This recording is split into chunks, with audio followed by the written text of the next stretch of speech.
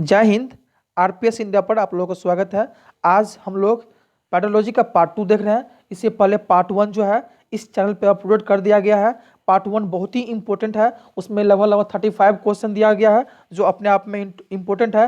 पहले आप लोग उसको जाके देखेंगे, देन सेकेंड आप पार्ट 2 देखेंगे, क्योंकि एक एक क्वेश्चन जो है इंपॉर्टेंट है आप लोग के एग्जाम के लिए। जैसे इसका फर्स्ट क्वेश्चन क्या है, देखिए आप लोग, बच्चे में ज्ञान की रचना करने और अर्थ का निर्माण करने की क्षमता होती है। इस परिप्रेक्ष्य में एक शिक्षक की भूमिका होती है। कितना इंपॉर्टेंट क्वेश्चन है कि बच्चे में ज्ञान की रचना करने और अर्थ का निर्माण करने की क्षमता होती है, तो इस परिप्रेक्ष्य में एक शिक्षक की क्या भूमिका होगा।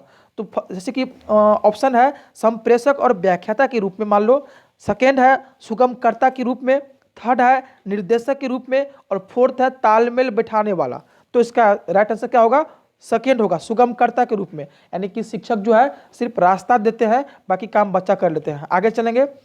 सेकेंड क्वेश्चन क्या है कि तर्क के आधार पर सोचना, तर्क के आधार पर सोचना किसी बालक में भाषा संप्रेषण के आधार पर होता है। यह किस प्रकार की सोच है। कितना अच्छा क्वेश्चन है ये भी, कि कोई भी बच्चा तर्क के आधार पर सोच रहा है। यदि कोई भी बच्चा तर्क के आधार पर सोचने लगे तो यह किस कैटेगरी में आएगा। हम लोग इसको इस तरह से भी समझ सकते हैं।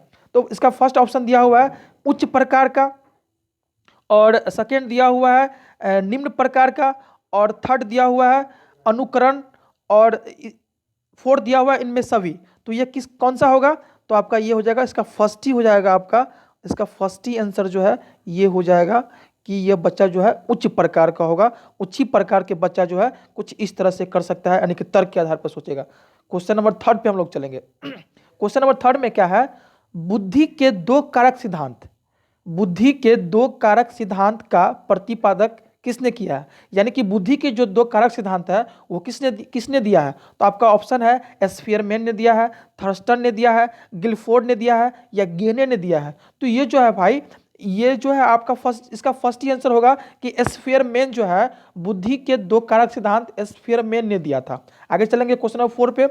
बुद्धि के बहुकारक सिद्धांत, अब यह है बुद्धि के बहुकारक सिद्धांत किसने दिया। उससे ऊपर था कि बुद्धि के दो कारक सिद्धांत, तो हम लोग याद रखेंगे स्फीयरमैन ने दिया था। जबकि बुद्धि के बहुकारक सिद्धांत की बात करें तो बुद्धि के बहुत कारक सिद्धांत किसने दिया, तो आपका फर्स्ट ऑप्शन है मैकडूगल, सेकेंड है टर्मन, और थर्ड में है थर्स्टन, और फोर्थ में है वर्ट। तो इसका इसका क्या होगा, थर्ड हो जाएगा। थर्स्टन ने जो है इसका मतलब बुद्धि के बहुकारक सिद्धांत थर्स्टन ने दिया था। ठीक है, आगे चलेंगे क्वेश्चन नंबर 5 पे हम लोग। क्वेश्चन नंबर 5 में क्या है, किसने बुद्धि सिद्धांत का प्रतिपादन किया था। किसने बुद्धि सिद्धांत का प्रतिपादन किसने किया था। तो ऑप्शन आपका दिया हुआ है बीने ने किया था, और ब्लूम ने किया था, गाल्टन ने किया था, और गार्डनर ने किया था। तो क्वेश्चन है कि बहुबुद्धि सिद्धांत का प्रतिपादक किसने किया था। तो बहुबुद्धि सिद्धांत का प्रतिपादक जो है इसका ऑप्शन फोर्थ हो जाएगा, गार्डनर ने किया था। आप लोग वीडियो के पॉज करके क्वेश्चन को नोट कर सकते हैं, या वीडियो को 2 बार 3 बार देख करके आप लोग रिपीट कर लेंगे, देन आपको यह याद हो जाएगा। चलिए हम लोग चलते हैं क्वेश्चन नंबर 6 पे। क्वेश्चन नंबर 6 में क्या है कि बुद्धि के तरल और ठोस, बुद्धि के तरल और ठोस प्रतिमान के प्रतिपादक थे। यानी कि बुद्धि के तरल और ठोस प्रतिमान के प्रतिपादक कौन थे। तो ऑप्शन दिया हुआ है कोटल थे, थर्नडाइक थे, और यह है वर्नल थे, और स्किनर थे। तो इसका फर्स्ट ही आंसर हो जाएगा कि बुद्धि के तरल और ठोस प्रतिमान के प्रतिपादक जो थे वो केटल थे। ठीक है, आगे चलेंगे हम लोग क्वेश्चन नंबर 7 पे। क्वेश्चन नंबर 7 में क्या है, भाषा और विचार के संबंध की चर्चा में अग्रणीय है। यानी कि भाषा और विचार के संबंध की जो चर्चा होती है इसमें कौन सा साइंटिस्ट जो है अग्रणीय है। ऑप्शन फर्स्ट में है पियाजे, सेकेंड में है स्किनर, थर्ड में है चॉम्स्की, और फोर्थ में है बायोगोट्स्की।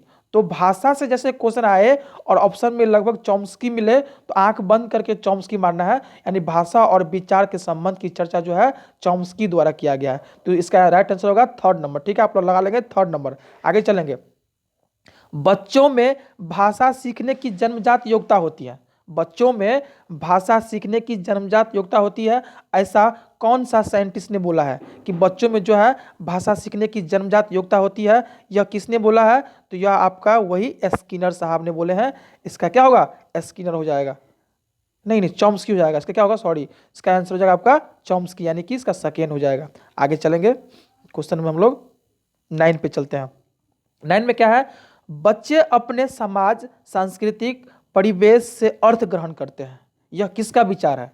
बच्चे जो है अपने समाज यानी कि अपने वातावरण, कोई भी बच्चा जो है अपने आसपास के वातावरण से ही मतलब जो है भाषा ग्रहण करते हैं, यानी बहुत सारे नॉलेज जो है अपने आसपास के वातावरण, अपने परिवार के, अब उसका परिवार कैसा है, अपने परिवार का अनुकरण से वो बहुत कुछ सीखता है। तो यह ऐसा किसने कहा है? तो ऐसा चॉम्स्की ने कहा था कि बच्चे जो है अपने समाज, सांस्कृतिक और परिवेश से अर्थ ग्रहण करते हैं। तो यह किसका देन है? यह चॉम्स्की का है। चलेंगे हम लोग क्वेश्चन नंबर 10 पे। थोड़ा सा क्वेश्चन बड़ा है तो थोड़ा सा लेट होगा ही। क्वेश्चन नंबर 10 में क्या है, इनमें से कौन सा सिद्धांतकार यह मत स्पष्ट करता है कि बच्चे अपनी बुद्धि और विकास हेतु कठोर अध्ययन करते हैं? यानी कि इसमें से कौन सा सिद्धांतकार, इनमें से मान लो कौन सा साइंटिस्ट यह मतलब महसूस करता है कि बच्चे अपनी वृद्धि और विकास हेतु कठोर अध्ययन करता है, यानी कि वो जो है बहुत अधिक परिश्रमी करता है? तो इसका फर्स्ट ऑप्शन है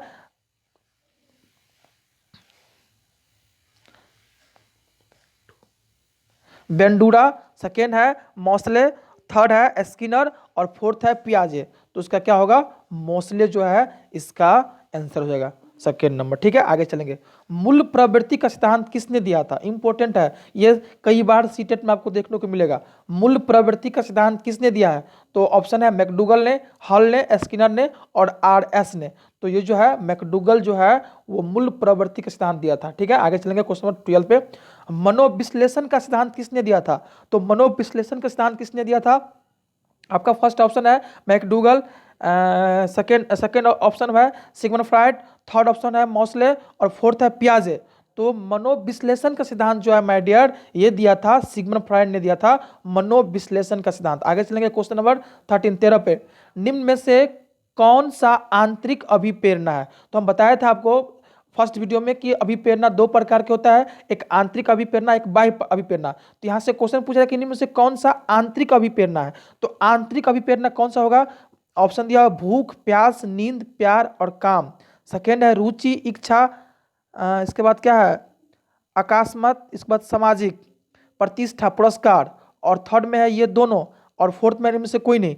तो जैसे आंतरिक अभिप्रेरणा की बात हो रहा है तो आंतरिक अभिप्रेरणा क्या होगा? जैसे भूख, भूख क्या है? एक प्रकार का आंतरिक अभिप्रेरणा है, कुछ भी हो जाए भूख तो लगेगा ही, प्यास लगेगा ही, नींद आएगा ही। तो इसका फर्स्ट ही आंसर हो जाएगा, इसको फर्स्ट मारेगा। आंतरिक अभिप्रेरणा में भूख, प्यास, नींद, प्यार ये सब जो है आएगा आपका, उसको फर्स्ट लगाएंगे। आगे चलेंगे क्वेश्चन नंबर 14 पे। 14 में क्या है कि अब देखिए बाह्य अभिप्रेरणा क्या है? तो बाह्य अभिप्रेरणा क्या है? इस फर्स्ट में है भूख और पुरस्कार। तो उसमें भूख तो क्या है? आंतरिक है, और पुरस्कार तो पुरस्कार बाह्य है, लेकिन दोनों है तो गलत हो जाएगा।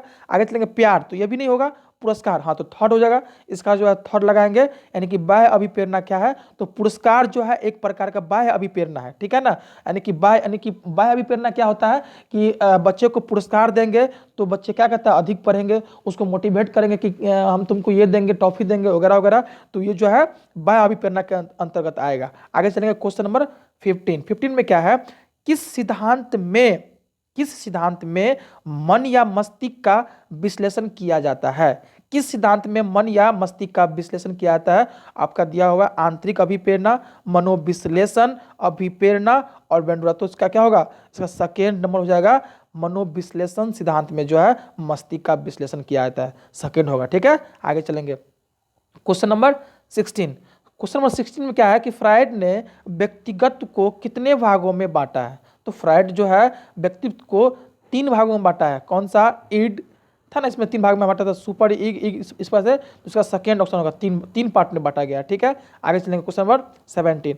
एनसीएफ 2005 बल देता है। तो एनसीएफ 2005 जो है इससे एक ना एक, एनसीएफ से तो पूरा सीटेट में 3-4 क्वेश्चन आता ही माय डियर। तो यहाँ पे एक फर्स्ट क्वेश्चन है कि एनसीएफ नेशनल कैरिकुलम क्या होता है? National curriculum framework. तो एनसीएफ 2005 बल देता है करके सीखने पर, समस्या हल स्वयं करने पर या शिल्पकार। तो इसमें से क्या होगा? इसका सभी, इसमें से सभी इसका आंसर होगा, यानी कि करके सीखेंगे या समस्या हल स्वयं करेंगे। तो यह जो है अच्छी बात है, तो इसका 4 नंबर होगा, सभी होगा। आगे चलेंगे क्वेश्चन नंबर 18 पे। क्वेश्चन नंबर 18 में क्या है? बच्चे अपनी समझ का सृजन स्वयं करता है। यह किसका देन है? यह किसने बोला है कि भाई बच्चे जो है अपनी समझ का सृजन स्वयं करता है? तो ऑप्शन दिया है जीन पियाजे, वाइगोट्स्की, कोहलबर्ग, इनमें से कोई नहीं। तो जीन पियाजे का कहना है, ये जीन पियाजे के अनुसार बच्चे जो है अपनी समझ का सृजन स्वयं करता है। तो इसका फर्स्ट आंसर लगाएंगे, इसका फर्स्ट ही होगा, आप लोग फर्स्ट लगा लेंगे, फर्स्ट ही होगा जीन पियाजे। जीन पियाजे जो है इसका राइट आंसर होगा। ठीक है, आगे चलेंगे। क्वेश्चन नंबर 19 में क्या है? भाषा अन्य संज्ञानात्मक तत्वों की भांति परिवेश के साथ अंतःक्रिया के माध्यम से ही विकसित होता है, ऐसा किसने कहा है? ऑप्शन है पियाजे, कोहलबर्ग, वाइगोट्स्की और स्किनर। तो जैसे आपको क्वेश्चन में क्या है? संज्ञानात्मक। तो संज्ञानात्मक यदि क्वेश्चन में लिखा हो तो लगभग आपका पियाजे आंसर होगा। तो इसका फर्स्ट ही आंसर होगा, यानी कि पियाजे जो है, पियाजे के अनुसार से ऐसा होता है। ठीक है, आगे चलेंगे क्वेश्चन नंबर 20 पे। 20 में क्या है? निम्न में से कौन सा विधि छोटे बच्चों के लिए है? यानी कि निम्न में से कौन सा विधि जो है छोटे बच्चे के लिए? तो ऑप्शन है आगमन विधि, निगमन विधि, ये दोनों। तो आगमन विधि जो है ना, ये छोटे बच्चों के लिए है। ठीक है, आगमन विधि ये छोटे बच्चे के लिए है। वैसे मैं आगमन और निगमन पर अलग से एक वीडियो बना दूंगा, तो ये आपका आगमन क्या होता है और निगमन क्या होता है ये आपका क्लियर हो जाएगा। चलिए क्वेश्चन नंबर 21 पे चलते हैं। 21 में क्या है? बच्चों का चिंतन वयस्कों से भिन्न होता है, ऐसा किसने कहा है कि बच्चों का चिंतन जो है वयस्कों से भिन्न होता है? तो ऑप्शन दिया है पियाजे ने कहा है, स्किनर ने कहा है, होमर ने कहा है और हल ने कहा है। तो इसका क्या होगा? पियाजे जो है ऐसा कहा है। पियाजे के अनुसार बच्चे का जो चिंतन है वयस्क से क्या होता है? भिन्न होता है। ठीक है, आगे चलेंगे क्वेश्चन नंबर 22 पे। बच्चे सीखते हैं वयस्क और समवयस्क के अंतःक्रिया से, ऐसा किसने कहा है? स्किनर ने कहा है, पियाजे ने कहा है, वाइगोट्स्की ने कहा है या हाल ने कहा है? तो ये पियाजे का कहना है कि बच्चे जो है वयस्क और समवयस्क के अंतःक्रिया से ही सीखता है। बच्चे जो है वयस्क यानी कि अपने आसपास के भाई, चाचा, चाची जो भी है उससे सीख, वो जो करते हैं उसी का अनुक्रिया करते हैं। ये ऐसा किसका कहना है? तो ऐसा जीन पियाजे जी का कहना है। हम लोग आगे चलेंगे क्वेश्चन नंबर 23 पे। 23 में क्या है कि ज्यामितीय स्तर का सिद्धांत किसने दिया था? ज्यामितीय स्तर, ये मैथ्स का क्वेश्चन आ गया यहाँ पे, तो कोई दिक्कत नहीं, हम लोग देख लेंगे। ज्यामितीय स्तर का सिद्धांत किसने दिया था? तो ऑप्शन दिया हुआ कोहलबर्ग ने दिया था, वेन हीले ने दिया था, पियाजे ने दिया था या रस ने दिया था? तो माय डियर, जैसे ज्यामितीय स्तर की बात करें तो यह जो है बेन हीले के दिया हुआ थ्योरी है, यानी कि ज्यामितीय स्तर का स्थान किसने दिया था? तो बेन हीले ने दिया था। देखिए आगे क्वेश्चन है इसी पे। बेन हीले के ज्यामितीय स्तर के अनुसार जो स्टूडेंट यानी कि जो छात्र आकृतियों को दिखावट के अनुसार वर्णित और वर्गीकृत कर सकते हैं तो वे हैं, यानी कि अब बेन हीले के अनुसार यदि कोई बच्चा जो है आकृति को क्या करता है, यानी कि मतलब जैसे स्क्वायर है तो वो स्क्वायर को समझता है कि ये स्क्वायर है। जैसे कि जैसे मान लो कि ये क्या है? सर्कल है, तो वो बताता है कि ये सर्कल है, ये दिखाता है कि ये स्क्वायर है, ये रेक्टेंगल है। तो इस प्रकार से ये जो है बेन किसके अनुसार से, ये जो है आपका बेन हीले के अनुसार से ये स्तर 0 मानसिक चित्रण होगा, यानी कि इसका फोर्थ ऑप्शन आपका सही हो जाएगा। आगे चलेंगे क्वेश्चन नंबर 25 छात्र को एक समभुज और एक वर्ग के बीच समानताएं खींचने के लिए कहा गया था। ज्यामितीय सोच के बेन हीले के स्तर के अनुसार छात्र किस स्तर पे है? तो ये विश्लेषण, दृढ़ता, अनौपचारिक और क्या है? चमुसी। तो यह है अनौपचारिक स्तर क्या है? इसका थर्ड नंबर आंसर होगा। आगे चलेंगे। सामाजिक सांस्कृतिक सिद्धांत का प्रतिपादक किसने किया था? सामाजिक सांस्कृतिक सिद्धांत का प्रतिपादक किसने किया था? तो इसमें ऑप्शन दिया हुआ नहीं है, उसको देख लिया जाएगा, उसका ऑप्शन नहीं है इसमें। ठीक है, आगे चलेंगे।